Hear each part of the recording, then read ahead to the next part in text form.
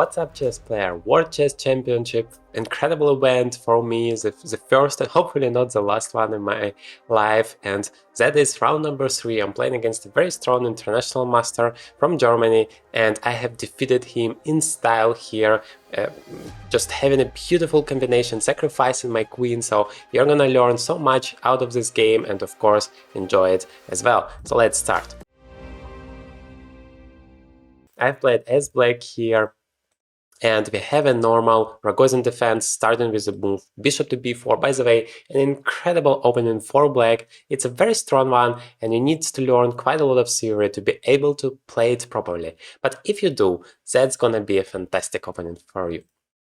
So takes, bishop to g5, that is one of the main variations here, h6, and my opponent took it on f6, which is one of the possible ways to continue. e3, castles, queen to b3, and now I played queen to b6. That is one of the possible ways, of course not the only one, but I find it pretty tricky here. I just make sure that there would be never any problems with the move with the pawn b7, and otherwise I just want to develop all of my pieces here and be as solid as possible. That is the goal you have when you play as black. Queen to c2, and especially that was the rapid team World Chess Championship, so it was very important to maintain the black color, not to lose as black, so your team members who are playing as white can win, and that is some kind of a team strategy, well-known one. Of course, sometimes you just need to win. You understand that if you don't win, then your team doesn't have any chances, then the color doesn't matter, but in general, that is how it works.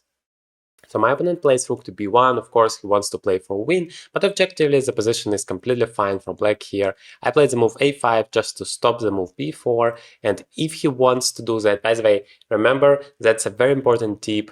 When your opponent is playing b4 and wants to make this so-called minority attack, and in so many openings b4, b5 ideas are possible in the English opening, it's always very good for you to exchange the a pawns first, because then your rook is suddenly very active. That's the first advantage. The second one, you don't have that weakness on the a7 square, the a7 pawn in the end of the day. Because if you imagine here white plays b4, b5, and takes on c6, then not only you have the weakness on c6, but you also have the a7 one.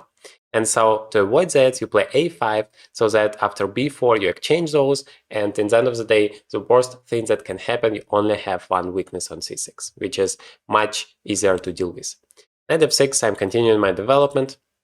Rook a8, of course, I can't stop the move b4 anymore, but of course I want to prepare for it as much as I can. So bishop d7, I'm developing everything now. Takes, and rook a3. Well, I want to get some activity. My opponent is attacking me, so I also need to get some plans on my own.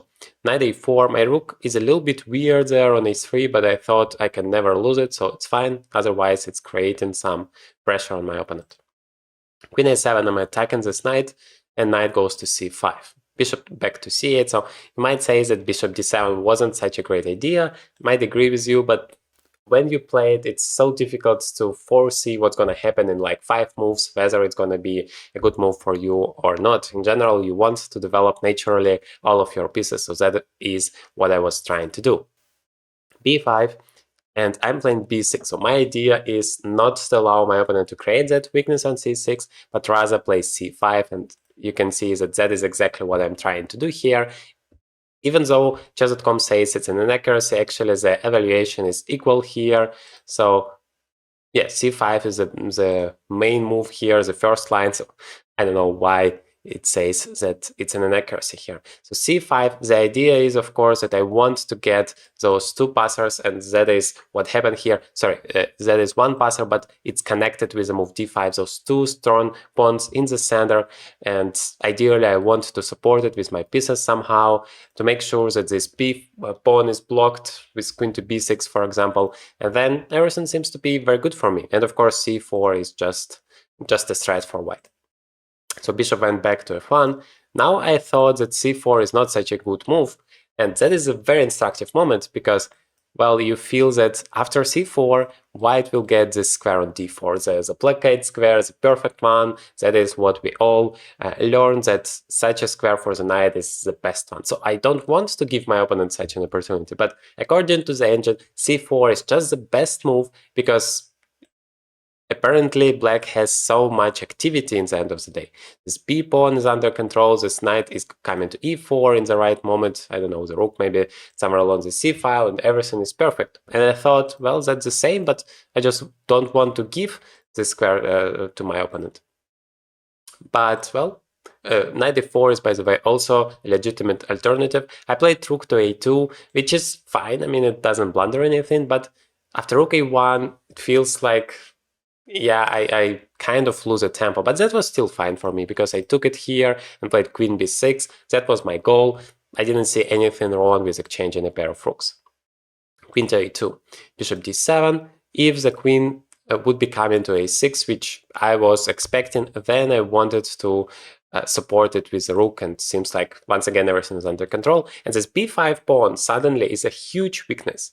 Like, it's very difficult to control it for white. So that is exactly what happened here after queen e2, which is probably a mistake. I played rook to b8, and there is no way to save the pawn. So I was very happy at this point. Also notice that I have a pair of bishops, which is gonna be a very good advantage for me as well. The engine says the position is already much better for black. Rook a6, and I'm just stepping back, still protecting the bishop, and there is no way to defend. I mean, you can play a rook to a5, but then you lose some of your pieces after c4. So basically, bishop b5 is unstoppable. Queen a2 has been played. I took the bishop having an extra pawn without any real compensation. In fact, remember that this pawn is also a passer, so that's a very tough situation for white to deal with. Takes, now the knight is hanging. I don't really have any weaknesses. Of course, I have to be a little bit careful with the back rank, but I have a luft for my king. Never forget to make a luft for your king to make sure it's safe. Otherwise, now finally I'm pushing my c pawn, rook to a6. Of course, my opponent tries to be as tricky as possible, creating as many threats as he can. And here I have started to notice some patterns, some tactical patterns that would allow me to win the game thanks to some beautiful combinations. Well, back at the time, of course, I didn't think it's going to be beautiful, but at least I started to feel that there is some problems for white. Namely, those knights are not that movable. I mean, this knight has pretty much no moves, except for maybe knight f1 back, but that can never be dangerous for me. And, well, I just want to push my pawn, and this knight also doesn't really go anywhere because, well, that's basically what happened. Knight d4.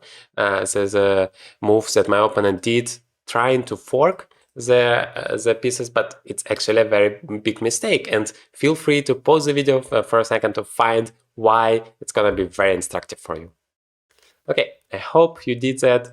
Queen to d2 was immediately possible here for me. Knight d4 is another opportunity just to do the same thing, basically, because I'm attacking the knight and there is no way to save it, except for knight f1, but yeah, I thought somehow I'm gonna win that. And also knight e4 is protecting the bishop on d6, so yeah, but queen d2 immediately was even better.